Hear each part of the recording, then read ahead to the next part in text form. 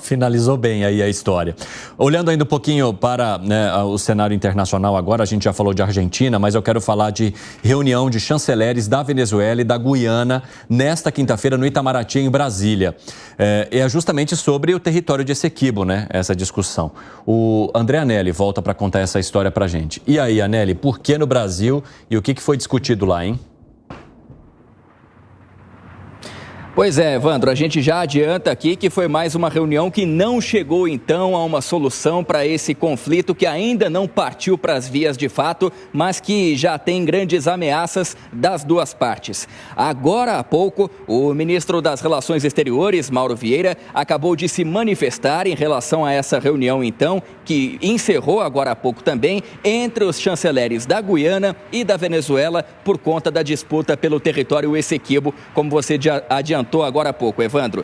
Mauro Vieira afirmou que os dois lados expressaram o entendimento sobre o compromisso assumido pelo diálogo, reconheceram as diferenças entre os lados e apresentaram uma agenda de trabalho conjunto que vai ser analisada em uma próxima reunião. Essas informações são da repórter da Jovem Pan, Janaína Camelo. Ela acompanhou a reunião que, mais uma vez, então, terminou sem uma solução para a animosidade no norte da América do Sul.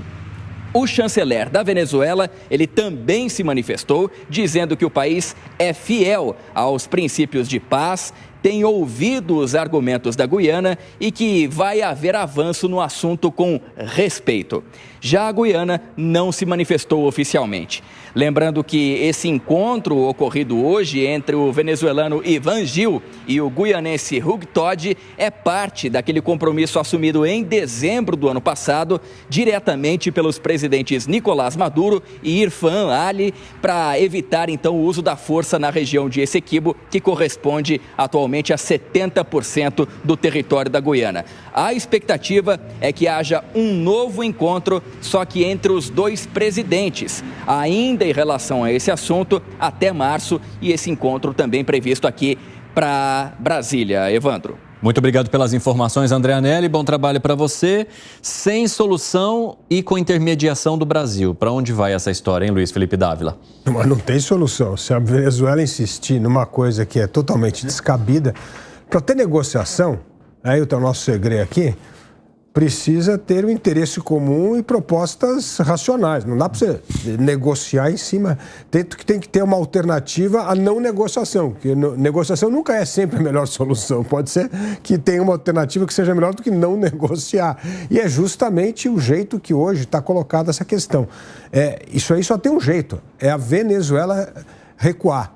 E talvez a Venezuela, que gosta tanto de regimes autoritários, deveria olhar para o erro cometido pela Rússia na invasão da Ucrânia. O que está acontecendo? Quais são as consequências daquilo em cima da Rússia? A Rússia está cada vez mais isolada, perdendo mercado, sendo boicotada, e cada vez mais seus grandes parceiros são outras ditaduras do mundo, porque a Rússia perdeu agora o canal com os países livres e democráticos, o que era fundamental para o comércio da Rússia. Então, veja a consequência de ação irresponsáveis. Está na hora de Maduro, eu não sei se ele tem algum bom senso, mas se tiver uma grama de bom senso, tem que recuar rapidamente nisso, antes que isso se torne um grande conflito que prejudique ainda mais a vida miserável dos venezuelanos.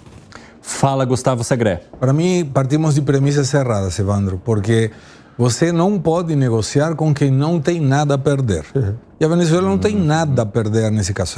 O pior para negociar quando você está em frente de alguém que não tem nada a perder. A Venezuela propôs uma situação que não existia, colocou numa realidade que não deveria, para buscar uma negociação que qualquer resultado, não sendo o status quo inicial dessa gestão, favorece totalmente ao Maduro e à Venezuela no caso de território. E por que menciono isso? Porque o Brasil não deveria nem sequer entrar nessa negociação de buscar um acordo. O acordo deveria ser: Venezuela, para com isso. Não tem que ir. Senão, isso motivará outros a fazer a mesma coisa. Eu não tenho nada, assumo que esse território é meu e ameaço com invadir. Aí alguém me chama e propõe uma negociação. Lembrando que o Brasil já propôs uma negociação entre a Ucrânia e a Rússia, em que a proposta era entregar a Crimeia. E Crimeia já estava com os russos. Então, partimos de uma premissa errada. Agora, devemos agregar também um dado que não é vinculado com esse assunto, mas também tem vínculo com a Venezuela. O Maduro mandou prender o chefe da campanha da Marina, Corina Machado. E essas são questões de ataques políticos. Então, a imprensa internacional deveria não somente olhar para essa situação da Guiana, sino também da questão do que está acontecendo. Presos políticos, perseguição para políticos e insistência em que Maria Corina Machado não participe da eleição desse ano, porque senão Maduro teria que ir ou à cadeia ou a outro país. Fábio Piperno. Aliás, até outro dia, quer dizer, alguns meses atrás, uns 6, 7 meses atrás, eu até passei um telefone dela aí para o pessoal tentar um contato aí. Bom, o que eu disse uns 2 meses atrás, eu vou repetir agora, porque eu acho que vai se confirmando, né? Esse é um conflito retórico de um bufão que vislumbra uma possibilidade de ganho eleitoral. Não vai haver invasão, coisa nenhuma.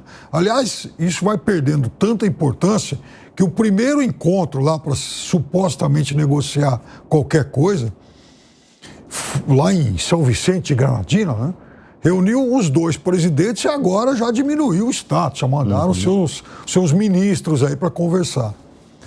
E então, qual vai ser o desfecho disso? Maduro, provavelmente, vai ficar empurrando com a barriga essa batalha retórica para vender para o seu público interno de que ele está defendendo o orgulho nacional, né? Os direitos venezuelanos que foram em algum momento sequestrados aí por grandes repúblicas em nome lá que apoiam a Guiana e em prejuízo dos interesses venezuelanos. E é óbvio que não é nada, enfim, não é nada disso, mas é uma forma, em ano eleitoral, ele, que é um ditador, que empobreceu o seu país, que levou o seu país à miséria, tentar vender algum tipo de ganho, né? Algum tipo de vantagem para esse público interno. Ele não vai dar um tiro, porque ele é um bufão, mas ele não é louco. Ele sabe que, se ele faz isso, eu também aí não, ele tá morto. Acho que a tua análise está correta.